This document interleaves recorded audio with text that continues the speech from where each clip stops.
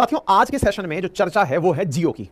जियो मुकेश अंबानी का वो प्रोडक्ट जो कि देश में इंटरनेट क्रांति के लिए अपनी पीठ थपथपा रहा है।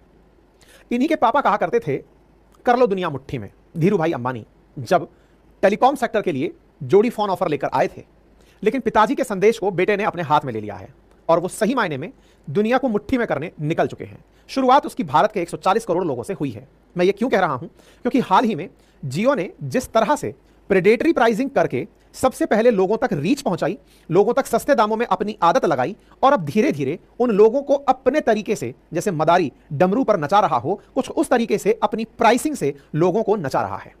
जियो के द्वारा हाल ही में टैरिफ हाई करके 12.5% से 25% तक टैरिफ का इजाफा किया गया है और इस इजाफे से जियो को और टेलीकॉम सेक्टर को लगभग 50,000 करोड़ रुपए एक ही बार में मुनाफे के रूप में प्राप्त हो जाएंगे और आप और हम फिर से एक ऑब्जेक्ट बनकर रह जाएंगे, जिनके साथ कुछ बड़े कॉन्ग्लोमरेट्स खेल रहे हैं, कुछ बड़ी उद्योग धंधे हमें अपने इमोशंस के साथ प्ले करने का मौका दे रहे हैं। साथियों, ये बहुत महत्वपूर्ण बात है। अर्थशास्त्र में इस बात को मोनोपोलिस्टिक अप्रोच कहा जाता है, एकाधिकार प्रकार का व्यवहार कहा जाता है, जिसमें कोई भी कंपनी पहले लोगों की आवश्यकता बनती है और फिर अपने कंपटीशन को खत्म करती है, कंपटीशन को खत्म करके अपने हिसाब से मार्केट को नचाती है। उसका जीवंत उदाहरण आप में से अधिकांश व्यूअर्स ने जियो का उदय होते हुए देखा है। जब शुरुआत में जियो आया तब क्या कहकर आया, आज जियो क्या कर रहा है और उससे आगे हमारी पूरी जिंदगी को हाथ में रखने के लिए इसने क्या तरीके अपनाए हैं, आज विस्तार से इसकी सारी चर्चा होगी। क्योंकि भारतीयों की याददाश्त थोड़ी कमजोर है, वो भूल जाते हैं कि कहां से क्या चीजें शुरू हुई थी, कहां तक पहुंच गई। तो इसीलिए इस सेशन को शुरू से शुरू किया जा रहा है ताकि आपको यह याद दिलाया जा सके कि आप एक ट्रैप में कैसे फंसते चले जाते हैं, कैसे जियो ने सारे कॉम्पिटिटर्स को पहले नुकसान पहुंचाया, सरकारी कंपनियों का मखौल उड़ाया, बीएसएनएल को बर्बाद ही कर दिया। उसके बाद में जब लोगों के पास विकल्प के रूप में आप अकेले बचे तो आपने अपनी तरफ से लोगों को टैरिफ हाई करके उन्हें बर्बादी की तरफ ले जाने का रास्ता तय कर दिया। अब आप पूछेंगे बर्बादी कैसे सर, इसमें पैसा ही तो बढ़ाया है, पैसे का लाभ ही तो है। सारी बातें समझिए और कल को ये आपके साथ क्या क्या कर सकते हैं। यानी कि इनके पिताजी ने जो दुनिया के लिए संदेश दिया था कि कर लो दुनिया मुट्ठी में, इनके बेटे ने खुद ने अपने हाथ में करने का तरीका अपनाया और वो तरीका आज के सेशन में हम डिस्कस कर रहे हैं। मतलब कुल मिलाकर के आप ये समझिए कि जियो के द्वारा जो किया जा रहा है वो अब इनके साथ साथ देश के अंदर गिनती की 4 ही तो कंपनी, जियो, एयरटेल, वोडाफोन और बीएसएनएल बची हैं, ये कंपनियां कर रही है। सोचिए देश का कितना बड़ा दुर्भाग्य है कि 140 करोड़ आबादी को सर्विस देने के नाम पर देश में केवल 4 कंपनियां मौजूद हैं और उनमें से भी लगभग 45 करोड़ यूजर बेस लेकर के केवल एक कंपनी जियो बैठी हुई है। यह अपने आप में सोचने का विषय है कि देश में किस तरह से, हमारे देश में किस तरह से मोनोपोलिस्टिक तरीके से हम पर कंट्रोल किया जा रहा है। आज जियो आपको ना केवल इंटरनेट दे रहा है, फाइनेंशियल सर्विसेज दे रहा है, बाजार की सुविधाएं दे रहा है, आपकी हर एक जरूरत की पूर्ति करने के लिए सामने आ गया है। इस बात को बहुत गंभीरता से समझने की आवश्यकता है। आपको समझने की आवश्यकता है कि पहले आपको आदत डाली गई और आदत डालकर अब आप पर कब्जा करने की तैयारी चल रही है। हमारा देश राजनीति का गुलाम है या नहीं ये तो नहीं पता, लेकिन बड़ी कंपनियां किस तरह से हमें कंट्रोल करती हैं उसका उदाहरण ये जियो का बना हुआ जाल है, जिसे आप देख सकते हैं। इस जियो के जाल में लेके टीवी चैनल, जियो सिनेमा, म्यूजिक, न्यूज, जियो, ये सब चीजें जियो के नाम पर आप विचार करिए। इंटरनेट से होने वाली सर्विसेज को आप दिमाग में लेकर आइए और आपके दिमाग में जियो की इमेज आ जाएगी। जियो ने हाल ही में अपनी फाइनेंशियल सर्विस शुरू की है, जियो ने हाल ही में जियो मार्ट शुरू किया है। तो आज आपको यह पता चलेगा कि कैसे इंटरनेट को उपलब्ध कराकर डेटागिरी करने वाले मुकेश अंबानी दादागिरी पर उतर आए हैं। और इनके इस दादागिरी पर उतरने की शुरुआत कितने भोलेपन से हुई थी कि देश के अंदर आज यह कंपनी 21.26 ट्रिलियन रुपीस की बन चुकी है। यह जियो कैसे शुरू हुआ था आज के सेशन में चर्चा करते हैं। साथियों, एक व्यापारी हुए, नाम था धीरू भाई अंबानी। धीरू भाई अंबानी के बारे में कहा जाता है कि वो गल्फ कंट्रीज में पेट्रोल वेंडर का कार्य किया करते थे। देश में आए, कपड़े का व्यापार किए, 2 संतानें हुई, मुकेश और अनिल। बड़ी संतान का नाम अनिल था, छोटी का नाम मुकेश था। धीरू भाई अंबानी ने अपनी धर्मपत्नी कोकिलाबेन के साथ मिलकर देश में बहुत सारे उद्योग धंधों के विकास में महत्वपूर्ण योगदान दिया। धीरू भाई अंबानी वर्ष 2002 में जब नहीं रहे, 70 साल की उम्र में जब उनका निधन हो गया, तो यह कारोबार जगत के लिए एक बड़ा झटका बनकर निकला। क्यों? क्योंकि इनके दोनों बेटे मुकेश और अनिल अपनी अपनी जरूरतों के लिए लड़ाई लड़ रहे थे। इनकी माताजी कोकिलाबेन ने इनकी आवश्यकता को ध्यान में रखते हुए दोनों के धंधे अलग अलग बांट दिए। मुकेश को कहा कि भैया तुम जाओ और अपना बढ़िया तेल निकालो, रिफाइन करके बेचो, पेट्रोकेमिकल संभालो, रिफाइनरी संभालो। और दूसरे को, जो पिताजी लगाकर गए थे रिलायंस का यानी कि टेलीकॉम का काम पकड़ा दिया गया। अनिल को टेलीकॉम सेक्टर के अंदर उतार दिया गया। इस प्रकार से अनिल टेलीकॉम, फाइनेंस और एनर्जी यूनिट में मिल गए। कहा जाता है कि अनिल थोड़े व्यवहार में जिद्दी थे, उन्हें बिजनेस की सेंस नहीं थी, उन्होंने उन धंधों में हाथ डाला जो कि कॉम्पिटिटिव नहीं थे और इस प्रकार से वो लगातार नुकसान झेलते चले गए। जिस रिलायंस को धीरू भाई अंबानी ने शुरू किया था, कर लो दुनिया मुट्ठी में कहकर के, वो असल में मुकेश अंबानी के दिमाग की उपज बताया जाता था। और कहा जाता है कि मुकेश अंबानी जब इस प्रकार से अनिल अंबानी को रिलायंस दिया गया था, उससे काफी परेशान थे। लेकिन दोनों भाइयों ने एक एग्रीमेंट किया था और एग्रीमेंट था कि हम 10 साल तक दोनों एक दूसरे के फील्ड में पैर नहीं रखेंगे।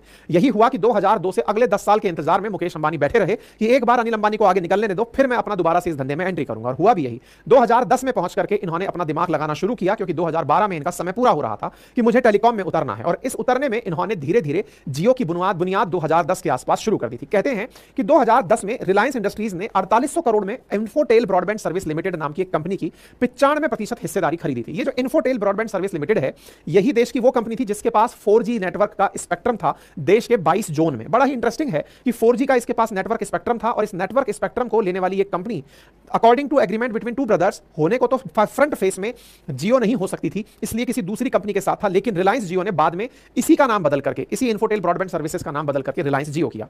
दिसंबर 2013 में 4G के लिए भारतीय एयरटेल से समझौता किया गया और कहा गया कि जो समुद्र से आने वाली इंटरनेट केबल है वो जियो रिलायंस एयरटेल से यूज करेगा, साथ में वायरलेस टावर और इंटरनेट ब्रॉडबैंड सर्विस भी वो एयरटेल का इस्तेमाल करेगा। धीरे धीरे अनिल अंबानी की रिलायंस कम्युनिकेशन पिछड़ती चली गई, और रिलायंस कम्युनिकेशन के साथ भी एक समझौता कर लिया गया कि 4G स्पेक्ट्रम फैलाने में वो भी मदद करे। इस प्रकार से रिलायंस जियो ने अपनी 4G सर्विसेज के लिए एंट्री करना शुरू कर दिया। 27 दिसंबर 2015 को सबसे पहले रिलायंस ने अपने कर्मचारियों को जियो की सर्विसेज उपलब्ध कराई। 4G सर्विस अपने कर्मचारियों को 2015 में उपलब्ध कराई दिसंबर के अंदर, और कहा कि एक बार आप यूज करके देखिए, आप अगर यूज कर लेंगे तो फिर अप्रैल मई में चल के पूरी दुनिया वालों को बेवकूफ बनाएंगे।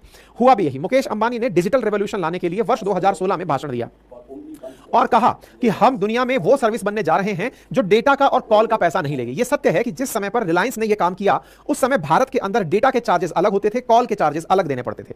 कॉल और डेटा अलग अलग, 200 रुपए प्रति जीबी तक डेटा हुआ करता था। लेकिन आज जो हम वास्तविकता में चर्चा कर रहे हैं वो इसलिए कि 200 रुपए प्रति जीबी तक हुआ करता था, आप वो मिटाने के लिए आए थे। कहीं ऐसा तो नहीं जिस तरह से आप प्राइसेस बढ़ाते जा रहे हैं, आपकी भी असली मंशा वही हो कि मुझे उसी समय तक इन्हें वापस लेकर जाना है। क्योंकि जिस तरह से आपने शुरुआत की थी तब यह कहा था कि अब वॉइस कॉल फ्री रहेगा, डेटा आप वॉइस कॉल तो पूरी तरह फ्री रहेगा, डेटा के लिए पे करना होगा, और वो भी बहुत नॉमिनल पे करना होगा। इसे गांधी जी के अंदर अगर गांधीगिरी कहा जाता था तो हम इसे डेटागिरी कहते हैं। तो इस तरह से आपने अपना प्रचार किया। तो इस प्रकार से प्रॉपर तरीके से इन्होंने पूरी दुनिया के सामने एक तहलका सा मचा दिया कि इंडिया में एक ऐसा सर्विस प्रोवाइडर आ गया है जिसने 3-4 महीने के लिए तो अनलिमिटेड इंटरनेट ही फ्री कर दिया कि जाइए और प्रतिदिन के हिसाब से आप 4 जीबी डेटा यूज करिए 3 महीने तक। लोगों को पहले कंजप्शन हैबिट डलवाई गई, यानी कि एक ऐसा नशा जिसकी लोगों को आदत नहीं थी। 200 जीबी भी कहां पर, एक 200 रुपए का 1 जीबी भी जहां एक और लोग पूरे महीने चला लेते थे, आपने 4 जीबी प्रतिदिन देकर के 3 महीने तक फ्री का आदत डाला। फ्री अनलिमिटेड कॉलिंग करवाई, 100 मैसेज के अंदर रोजाना प्रति देने की सुविधा करी। लोगों को लगा कि भाई साहब ये तो दुनिया में एकदम तहलका है। अब बड़ा इंटरेस्टिंग बात यह था कि अगर 4 जीबी डेटा आप किसी को देने लगोगे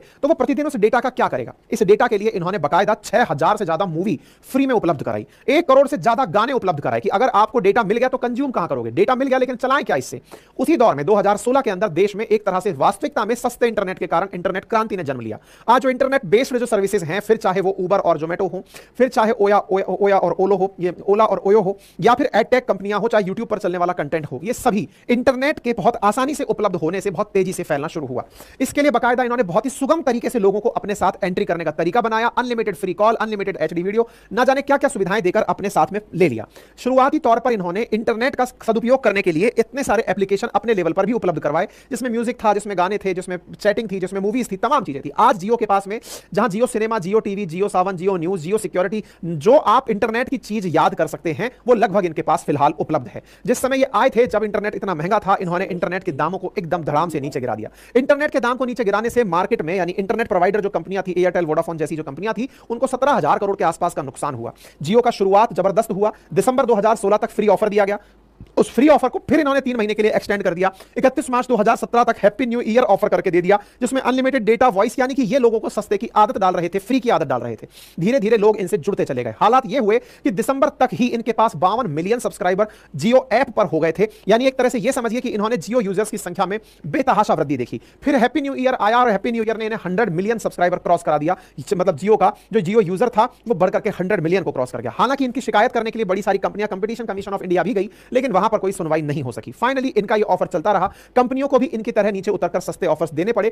फिर जब मार्च का खेल खत्म हुआ तो अगले 12 महीने के लिए आप प्राइम मेंबरशिप ले आए मात्र 99 रुपए में, कि प्राइम मेंबरशिप ज्वाइन करो, 99 रुपीज में सारी फैसिलिटीज मिलती रहेंगी, और अगर इंटरनेट यूज करना है तो उसके लिए फिर एक फीस तय कर दी गई। धीरे धीरे इन्होंने लोगों को पहले सस्ते की आदत डाली, आदत डाल करके इन्होंने प्रॉपर तरीके से इंटरनेट का यूज करते हुए उसका कंजप्शन की हैबिट डेवलप करी। कंजप्शन हैबिट के साथ में अब उनकी इसी आदत का, जैसे एक ड्रग एडिक्ट को पहले ड्रग का हल्का सा डोज चखाया जाता है, फिर उसके बाद में उसको उसकी आदत का ही दुरुपयोग करने के लिए कहा जाता है कि अब तेरी आदत पड़ गई, अब तू खरीद मुझसे। पहले फ्री में खिलाया, अब खरीदने पर मजबूर किया। ऐसा इन्होंने इंटरनेट के साथ किया। साल भर के लिए जो चीजें मुफ्त में थी, अब धीरे धीरे इनके दाम वसूलने इन्होंने शुरू किए। जियो प्राइम मेंबरशिप 99 रुपीज के हिसाब से कर दी, और अनलिमिटेड जो डेटा है वो 303 रुपीज के हिसाब से कर दिया। नए तरह के प्लान निकाल दिए लोगों को, लेकिन यह भी बहुत सस्ता लग रहा था। धीरे धीरे इन्होंने ऑफर्स में कहा कि अगर आप जियो मनी यूज करते हैं तो 50 रुपए तक का कैशबैक भी मिलेगा। आपको जानकर आश्चर्य होगा, जियो ने 2017 के अंदर 31 करोड़ रुपए का लॉस बुक किया, जो कि लोगों को देखकर लगा कि यार ये तो बहुत जबरदस्त लॉस कर लिया है। लेकिन इन्होंने एक ही झटके में जियो यूजर्स के द्वारा 99 रुपीज का जैसे ही सब्सक्रिप्शन लिया 247 करोड़ रुपए रेज कर लिए। यानी कि इन्होंने वो तरीके निकाल लिए कि एक बार लोगों को सब्सक्राइबर बना दो, 99 रुपीज का बेचो, बल्क में ये सारा काम कर दिया। सस्ते का माल उतारकर दूसरों को मजबूर कर दिया कि वो खड़े ही ना हो पाए। इसे मार्केट की प्रेडेटरी प्राइसिंग कहते हैं, दूसरों को खा जाने वाली प्राइसिंग कहते हैं। इन्होंने इतना सस्ता कर दिया कि जो भी इनके कंपटीशन में खड़ी हुई कंपनियां थी वो ऑलमोस्ट बर्बादी के कगार पर पहुंच गई। चाहे टाटा डोकोमो हो, चाहे उस समय की एयरसेल हो, लगभग 8-9 कंपनियां देश में उस समय कॉल के लिए उपलब्ध थी, इन्होंने सबको लगभग मट्टी में मिला दिया। ऐसी स्थिति में इन्होंने धीरे धीरे अपने द्वारा फिर फोन भी उतारा, ताकि उस कस्टमर को भी जो इंटरनेट खरीदने का इच्छुक नहीं है उसे 1500 रुपए का फोन दिया और कहा कि 3 साल तक यूज करो, फिर जाकर वापस पैसे ले जाना, फ्री इंटरनेट मिलता रहेगा। ऐसा करके इन्होंने 5 करोड़ फोन बेच डाले 1500 करोड़ रुपए में, और मतलब फोन 2 जो था वो 3000 रुपए में इन्होंने उतारा, और 5 करोड़ से ज्यादा फोन इन्होंने मात्र 2 साल के अंदर अंदर बेच दिए। धीरे धीरे समय बीतता गया, मार्च आता है और मार्च 31 को जब इनकी जियो मेंबरशिप खत्म होती है, और उसके बाद इन्होंने अपने मेंबर्स को फिर से एक प्राइस का डोज दे दिया और कहा कि अगर आपको 2 GB डेटा चाहिए तो 98 रुपए में मिल जाएगा। यानी कि अब आपकी आदत को पकड़ा जा रहा था कि आपको पहले सस्ते की आदत, फ्री की आदत डाली, अब सस्ते की आदत डाल रहे हैं, अब आपकी प्राइसेस को बढ़ाते जा रहे हैं। धीरे धीरे इन्होंने प्राइसेस बढ़ाना शुरू किया। प्राइसेस बढ़ाते बढ़ाते इंटरनेट को घरों तक तार से पहुंचाना, जिसे जियो गीगा फाइबर कहते हैं, उसकी शुरुआत की। इंटरनेट को जियो गीगा फाइबर के माध्यम से घर तक पहुंचाया, और धीरे धीरे इन्होंने अपने द्वारा सारे वो काम गिनाने शुरू किए कि हम जब आए तो हमने देखो 200 रुपए का डेटा 5 रुपए में उपलब्ध करा दिया। लोगों को यह 5 रुपए भी कम लगने लगा। जहां जियो से पहले आने से पहले देश में Vodafone, Idea, BSNL, Aircel, Bharti Airtel और 5 अन्य कंपनियां डेटा प्रोवाइड करती थी। लगभग 10 मोबाइल कैरियर थे 2016 में। उन 10 मोबाइल कैरियर्स को इन्होंने पूरी तरह खत्म कर दिया। आज मार्केट के अंदर 4 मोबाइल कैरियर बचे हैं। एक तो जबरदस्ती सरकार की बैसाखी के सहारे चल रहा है, ले देकर के बाकी जो 2 बचे हैं एयरटेल और ये वोडाफोन, इसमें से एयरटेल ही है जो कि इनके साथ कंपटीशन में है। और फिलहाल के लिए एयरटेल भी अब इनकी गतिविधियां सीख गया है, क्योंकि वो भी इनकी तरह पहले सस्ते प्राइस करता है, और जब ये प्राइस बढ़ाते हैं तो वो भी बढ़ा देता है। और इस तरह का मार्केट जिसको पहले तोड़ा गया, प्रेडेटरी प्राइसिंग से सबको आदत डाली गई, अपने ऊपर निर्भर कर दिया गया, यही प्रक्रिया मोनोपोलिस्टिक मार्केट कहलाती है। साथियों, बाजार के 3 प्रकार होते हैं अर्थशास्त्र में। एक होता है परफेक्ट मार्केट, जो सब्जी मंडी में आप देखते हो कि हर आदमी सस्ता माल बेचना चाहता है ताकि उसका माल बिके और वो जल्दी से अपने घर पहुंचे। वहां पर आपको इतने विकल्प मिलते हैं कि आप किसी से भी खरीद सकते हैं। लेकिन विचार करिए कि अगर वह सब्जी केवल एक ही दुकान पर मिल रही हो तो वो उसकी जो मर्जी चाहे उतना फल का दाम रख सकता है। अगर वो 2-3 दुकानों पर ही मिल रही हो और वो 2-3 दुकानदार आपस में ये सेट कर लें कि हम अपनी मर्जी से इस सब्जी को 100 रुपए किलो बेचेंगे कि 500 रुपए किलो बेचेंगे, तो वो 500 रुपए किलो में बेचेंगे और आप खरीदने के लिए मजबूर होंगे। इस प्रकार के मार्केट को ओलिगोपॉलिस्टिक मार्केट कहते हैं। फिलहाल हमारे देश में जियो मोनोपोली की तरफ बढ़ रहा है। ये जैसे कह रहा है वैसे बाकी कंपनियां नाचने लग रही हैं, चाहे एयरटेल हो चाहे वोडाफोन हो। ये इसको टक्कर देने के चलते अपनी तरह से अपने प्राइसेस बढ़ा और घटाती रहती हैं। फिलहाल के लिए जियो के साथ में इन तीनों ने लगता है कोई सेटिंग कर ली है, जिसके चलते अब ये ओलिगोपॉलिस्टिक मार्केट की तरह देखा जा रहा है। मुकेश अंबानी की नेटवर्थ में इस इंटरनेट क्रांति के बाद जबरदस्त इजाफा हुआ। लगातार इनका फाइनेंशियल ईयर ग्रो करता चला गया, लगातार सब्सक्राइबर बढ़ते चले गए। कहा जाता है कि वर्तमान में जहां इंडिया में लगभग 82 करोड़ इंटरनेट यूजर हैं, उनमें से 45 करोड़ अकेले जियो के पास हैं। यानी 45.98 करोड़ ही कह लीजिए, 46 करोड़ डेटा यूजर्स इस समय जियो के पास हैं, जिसकी वजह से इंडिया दुनिया में दूसरा सबसे ज्यादा इंटरनेट यूजर बन गया है। इनके द्वारा इंटरनेट सस्ते में उपलब्ध कराकर जो क्रांति लाई गई, उस क्रांति को फिर इन्होंने झंडे दिखाने शुरू किए। पहले भी इन्होंने जब इस तरह से प्राइसेस बढ़ाए थे 2021 में, तब लोगों को बहुत जबरदस्त तरीके से रिएक्शन देने का मौका मिला था। उन्होंने कहा था कि जज्बात बदल दिए, लेकिन फिर से आज ये मौका है। 2021 के बाद इन्होंने अचानक 25% प्राइस हाइक कर दिया है। ना केवल प्राइस हाइक किया है, इनकी देखा देख जियो, एयरटेल और वोडाफोन भी प्राइस हाइक करने निकल गए हैं। मतलब जो 209 रुपए का प्लान था वो 249 रुपए का हो गया है। एयरटेल ने 299 वाला प्लान 349 का कर दिया है। वोडाफोन ने 269 वाला प्लान 299 का कर दिया। यानी इनकी होड़ा-होड़। आप सोचिए कि आप 140 करोड़ लोग आज 3 कंपनियों के हाथ की कठपुतली बन गए हैं। वहीं बीएसएनएल भाई साहब नहीं लगेगा, सरकार के द्वारा दिए गए प्यार से कहीं बेचारा कोने में पड़ा हुआ है, लग ही नहीं रहा है कि उसको लिफ्ट करने का प्रयास किया जाए। हो सकता है कि सरकार को संसाधनों के नाम पर प्राइवेट कंपनियों से पैसा लगवाना था ताकि देश में आसानी से क्रांति लाई जा सके। लेकिन यही कारण है कि सरकारी इंटरफेरेंस बहुत ज्यादा जरूरी होती है। सरकार के द्वारा कंपनियों को बेचने का जो विचार होता है वो इसीलिए त्यागना चाहिए, क्योंकि कंपनियां जब सरकार से निकल जाती हैं हाथ से, तो वो इस तरह से दुनिया को अपने इशारे पर नचाती हैं। सरकार जो बार-बार कंपनियों को बेचने के लिए डिसइन्वेस्टमेंट कर दो, कंपनियों को बेच दो, विनिवेश कर दो, ये सोचने की आवश्यकता है कि सरकारी कंपनियां मार्केट में होना जरूरी है। माना कि सारी कंपनियां सरकार नहीं चला सकती, लेकिन अपना एक रोल मॉडल सरकार वहां पर हमेशा खड़ा रखे कि बेटा तुम्हें कंपटीशन हमेशा इससे देना होगा। आज ये कहा जा सकता है कि बीएसएनएल में